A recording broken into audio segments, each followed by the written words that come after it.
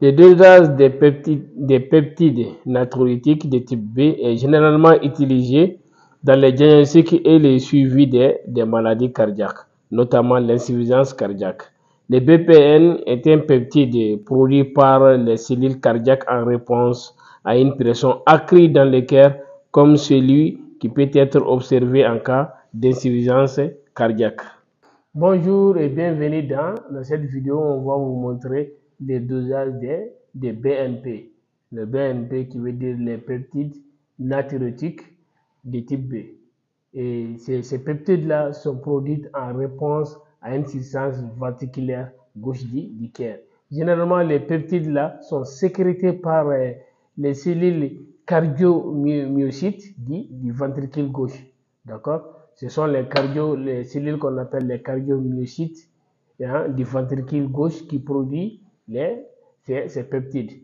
Et ça les produit en réponse réellement à une substance ventriculaire. C'est pour cela qu'on le diagnostique, on le demande au cours des insuffisances cardiaques, n'est-ce pas? Au cours aussi des syndromes coronariens aigus et au cours aussi des cardiopathies, quelles qu'en soient. D'accord? Pour les conditions de brûlement, il faudra savoir de préférence, il faut être en chien. Et le brûlement se fait sur type avec anticoagulant. Généralement, c'est le type citraté avec le bouchon bleu. D'accord? Ici, l'appareil, ici, c'est un appareil, bon. Non, mon appareil, c'est pas un appareil qui est transversal pour vous montrer les dosages de l'appareil. D'accord?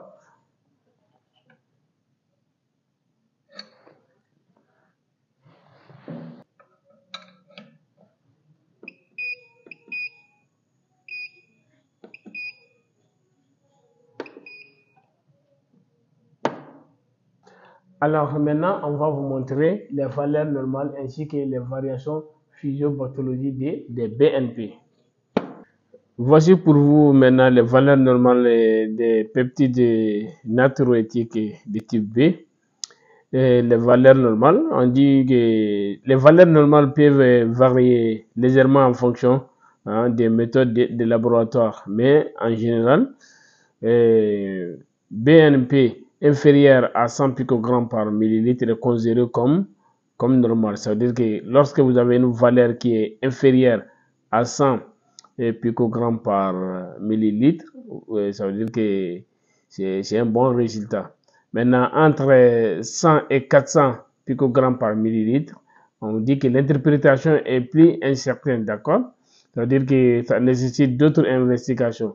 Mais lorsque BNP est supérieur à 400 picogrammes par millilitre, ça c'est généralement suggestif d'une insuffisance cardiaque aiguë, d'accord? C'est pour cela qu'on a préféré toujours encadrer les 400 picogrammes par millilitre.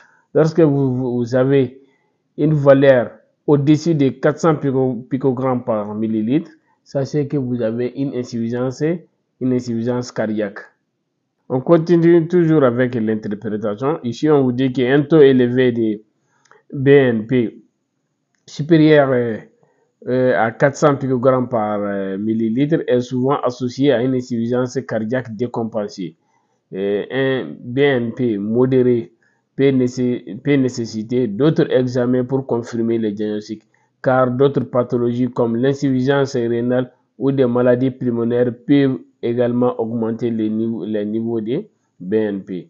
Maintenant, il faudra savoir aussi que les niveaux de BNP peuvent être influencés par l'âge, le sexe, la fonction rénale et la présence d'autres pathologies.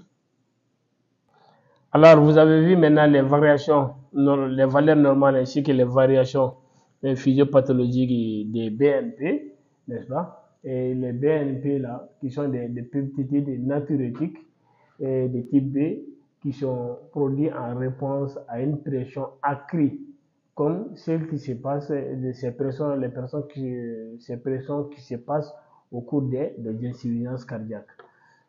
On souhaite une meilleure santé à toutes les personnes qui sont atteintes des insuffisances cardiaques ou des syndromes coronariens aigus ou des affections cardiaques quelconques. Que Dieu les donne une meilleure santé. Un bon travailleur, c'est celui qui fait son labeur quotidien avec amour et conscience.